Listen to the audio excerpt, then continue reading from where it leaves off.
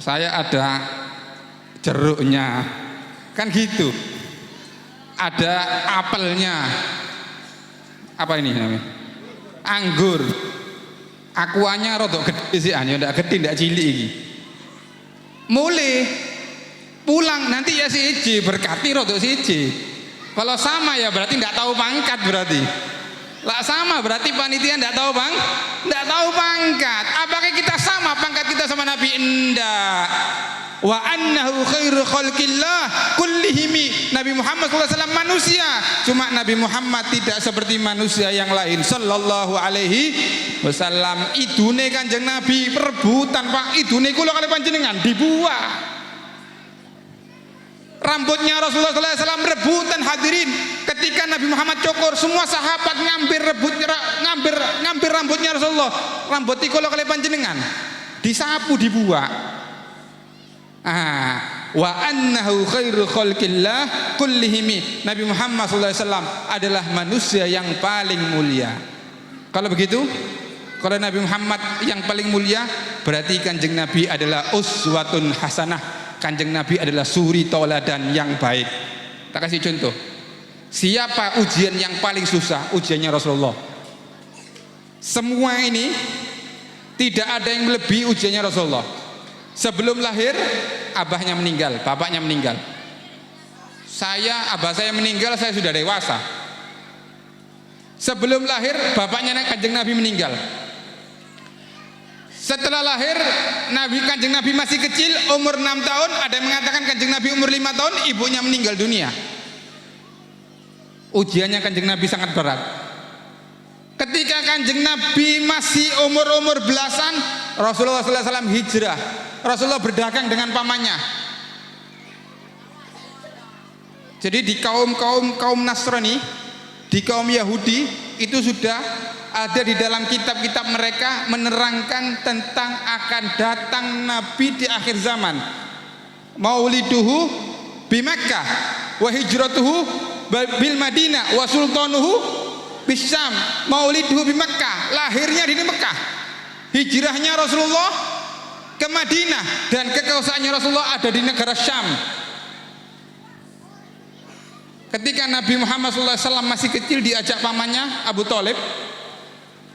Beliau bersandar di satu pohon namanya pohon sahabi.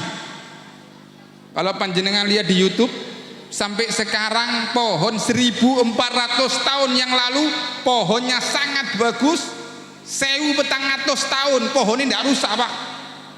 Kalau orang sini mungkin sudah 100 tahun sudah disembah paling. Ini 1400 tahun disenderi sama Rasulullah. Pohon itu sampai sekarang, pohon itu menjadi pohon yang barokah. Ketika itu Nabi bersender, ada di pohon depannya ada gereja. Orang Nasrani tahu bahwa ada di satu golongan kaum Arab ada seorang Nabi akhir zaman. Dipanggil Abu Thalib, satu rombongan kafilah dipanggil. Diajak makan semua. Ditanya, apakah ada yang tersisa? Katanya orang-orang, enggak ada. Enggak, ini dia dari wajah-wajah, enggak ada wajah kenabian. Apakah ada yang tersisa? Maka satu orang mengatakan ada yang tersisa, namanya Muhammad. Dia masih kecil. Jadi enggak usah kita ajak makan, dia masih kecil. Akhirnya pendeta ini mendatangi Rasulullah. Ayo Muhammad masuk. Ketika masuk Muhammad, ditanya Abu Thalib, hal waladuk, apakah ini anak kamu? Maka Abu Thalib mengatakan iya. Kalau ini anak kamu, Abu Thalib, berarti dia bukan nabi, karena nabi di akhir zaman adalah bapaknya namanya Abdullah. Katanya Abu Thalib, betul, ini bukan anak saya, cuma ini keponakan saya, mulai kecil saya rambut. Maka Abu Thalib mengatakan maka pendeta mengatakan hati-hati, ini adalah nanti akan menjadi nabi di akhir zaman. Mulai kecil Kanjeng Nabi sudah berdagang. Jadi Kanjeng Nabi ini mulai kecil sudah susah, Pak. Ujian apa yang tidak pernah dirasakan sama Rasulullah? Bapaknya meninggal, ibunya meninggal. Ketika masih kecil Rasulullah susah. Ketika dewasa sudah kawin. anaknya meninggal. Anak yang beliau akikoi Ibrahim meninggal masih kecil. Ada orang Nur apa ini? Nur apa jenenge? Nur Kholis apa nih? Oh, tak kira Nur Kholis. Ada orang Nur Ukhuwah yang ujiannya seperti Nabi? Tidak ada. Ketika Nabi berdakwah, apakah ditolak Badru kaya kula? Mboten, kula sik oleh apel mulih engko sian. Kanjeng Nabi tidak. Ketika Kanjeng Nabi berdakwah sampai netes darah di dalam dahinya Rasulullah sallallahu alaihi wasallam. Apakah ada orang sini yang 3 hari tidak makan? Tidak. Rasulullah pernah merasakan 3 hari tidak makan. Kenapa? Karena uswah, contoh bagi umatnya. Seandainya Rasulullah minta, ya Allah, umpomo, ya Allah, turunkan rawon, ya Allah, turun rawon. Loh kenapa? Siti Maryam bisa kok. Siti Maryam menurunkan makanan dari langit, buah-buahan bisa.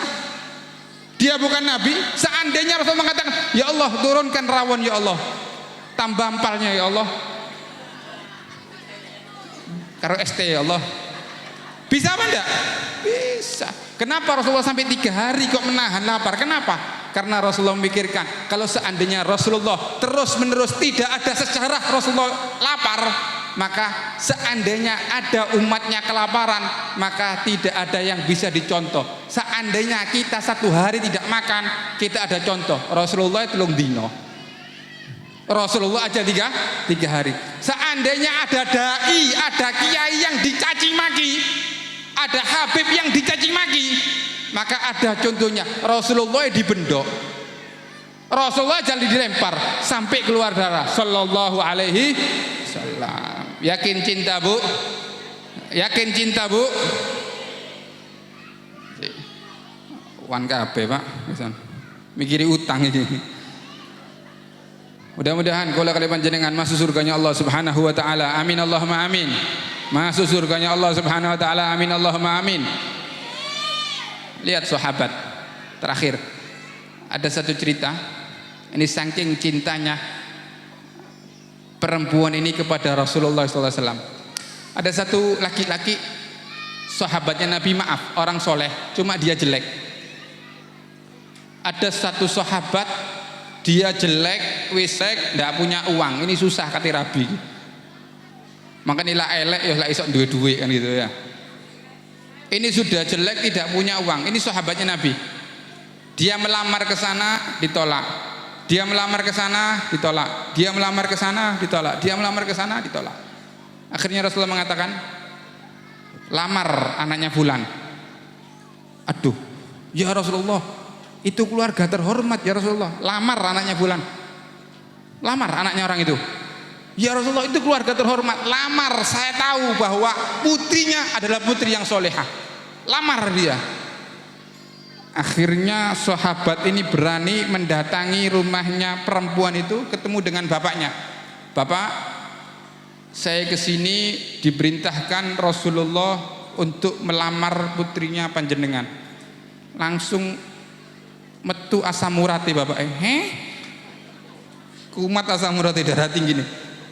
Kamu yang melamar. Kamu datang ke rumahnya fulan, ditolak. Kamu datang ke rumahnya fulan, ditolak. Kamu datang ke rumahnya fulan, ditolak. Sekarang kamu melamar anak saya. Kamu tahu siapa? Saya dari Gobila siapa? Kamu tahu? Saya dari golongan siapa? Kamu tahu? Iya, tahu. Kamu dari golongan orang yang terhormat. Cuma saya datang ke sini diperintahkan Rasulullah untuk melamar anakmu. Akhirnya bapaknya menolak. Maaf, saya tolak kamu. Anaknya mendengar. Ketika orang itu mau pulang, sudah pulang, anaknya ngomong, Pak, kenapa kok ditolak Pak? Loh nak, itu orang ditolak di mana-mana karena dia bukan keluarga terhormat. Pak, yang menyuruh orang itu datang ke sini Rasulullah. Jelek, kaya, miskin, semua yang menyuruh datang ke sini Rasulullah. Saya akan terima dalam keadaan apapun. Dipanggil orang tuh, sini. Anak saya nerima kamu. Kanjeng Nabi Pak sing ngongkon Pak. Jadi umpama lak panjenengan rodok soro golek kiai nggih. Kiai lamarno aku nggih. Ya soalnya saya juga dulu dilamarkan. Saya juga dulu dilamarkan Habib Taufik. Akeh sing ngomong kok niki kasine judune seret saking ana Habib Taufik kok niki. Yo ndak sih rodok ganteng ya. Oh, sok elek-elek nemen ya. Akhirnya datang kepada Rasulullah, ya Rasulullah, alhamdulillah diterima ya Rasulullah. Alhamdulillah diterima ya Rasulullah. Rasulullah mengatakan, ini ambil uang, pergi ke pasar, belikan mahar istrinya kamu. Akhirnya orang ini membeli perhiasan, jadi kawin dengan perempuan itu, jadi kawin, dan ada panggilan jihad. Hayya 'alal jihad, ayo jihad. Hayya 'alal jihad, ayo jihad. Baru kawin, Pak. Aduh lak wong kene yo ngenteni petang wulan sih ndak metu sih. Baru kawin, hayya 'alal jihad, langsung jihad. Ketika itu orang itu meninggal dunia. Dan Nabi mengatakan, mudah-mudahan fulanah istrinya, istri yang solihah, istri yang sobiro, istri yang sabar itu, saya doakan dia mempunyai keturunan dan keturunannya jadi keturunan yang alim. Betul, setelah suaminya meninggal dalam medan perang, istrinya perempuan itu, istrinya laki-laki yang meninggal itu kawin lagi dan mempunyai anak-anak yang alim yang mengajar ada di dalam Masjid Nabawi. Nah, ini barokahnya Rasulullah sallallahu alaihi wasallam ya. Mudah-mudahan kumpulnya kita karena kita cinta dengan Nabi. Kumpulnya kita karena kita rindu dengan Nabi Muhammad sallallahu alaihi wasallam. Lakukan yang wajib, tambahi mahabbah dengan Nabi. Salatnya dikerjakan, zakatnya jika panjenengan memang berhak untuk mengeluarkan zakat, keluarkan zakat. Puasa, haji, panjenengan berhak untuk haji. Setelah itu tambah kecintaan kepada Rasulullah SAW. Kita pastikan insya Allah kita masuk golongan Rasulullah SAW. Kita punya rencana 5 tahun kita akan bangun rumah, 10 tahun kita akan membangun rumah, 3 tahun lagi kita akan beli mobil. Kapan kita rencana bisa mimpi Rasulullah SAW? Insya Allah malam ini kita mimpi Rasulullah SAW. Amin Allahumma amin. Mudah-mudahan kita masuk golongan Rasulullah SAW. Amin Allahumma amin. Filiwa khairil bariyah. Amin Allahumma amin. Masuk dalam satu golongan Rasulullah SAW. Amin Allahumma amin. Ya Allah, ya Allah, ya Allah. Mudah-mudahan anak-anak kami menjadi anak-anak yang solihin, solihat. Qurrata a'yun Habib Muhammad SAW. Ya Allah, ya Allah, ya Allah. Mudah-mudahan Allah panjangkan umur orang tua kami. Mudah-mudahan Allah panjangkan umur orang tua kami. Mudah-mudahan Allah panjangkan umur orang tua kami. Sehat walafiat zahir maupun batin. Ya Allah, ya Allah, ya Allah, ya Allah. Orang tua kami yang dalam kubur, mudah-mudahan diangkat kuburan menjadi kuburan raudhah min riyadil jinan. Kuburan menjadi kuburan raudhah min riyadil jinan. Ya Allah, ya Allah, ya Allah, ya Allah. Kami kumpul di dunia dengan anak-anak kami. Kami kumpul di dunia dengan istri kami. Kami kumpul di dunia dengan suami kami. Jangan pisahkan nanti kami di akhirat bersama mereka. Ya Rabb, ya Rabb, ya Rabbal alamin. Ya Allah, ya Allah, ya Allah, ya Allah. Sebagaimana kami kumpul di dunia, ya Allah, kumpulkan nanti kami bersama mereka ya Rabb di akhirat. Amin Allahumma amin. Ampuni dosa kami, ampuni dosa kami, ampuni dosa kami. Amal ibadah kami ya Allah lipat gandakan. Dosa-dosa kami ya Allah ampuni ya Rabb, ya Rabb, ya Rabb, ya Rabb. Mudah-mudahan semua yang hadir insyaallah husnul khatimah, husnul khatimah, husnul khatimah. Akhir kalam kita mengucapkan la ilaha illallah, la ilaha illallah, la ilaha illallah Muhammadur Rasulullah sallallahu alaihi wasallam. Rabbi anfa'na bi barakatihim wa hdina al-husna bi hurmatihim wa amitna fi tariqatihim wa ma'afatina fi dani hada minni. Wassalamu alaikum warahmatullahi taala wabarakatuh. Maaf kalau ada salah-salah kata ya.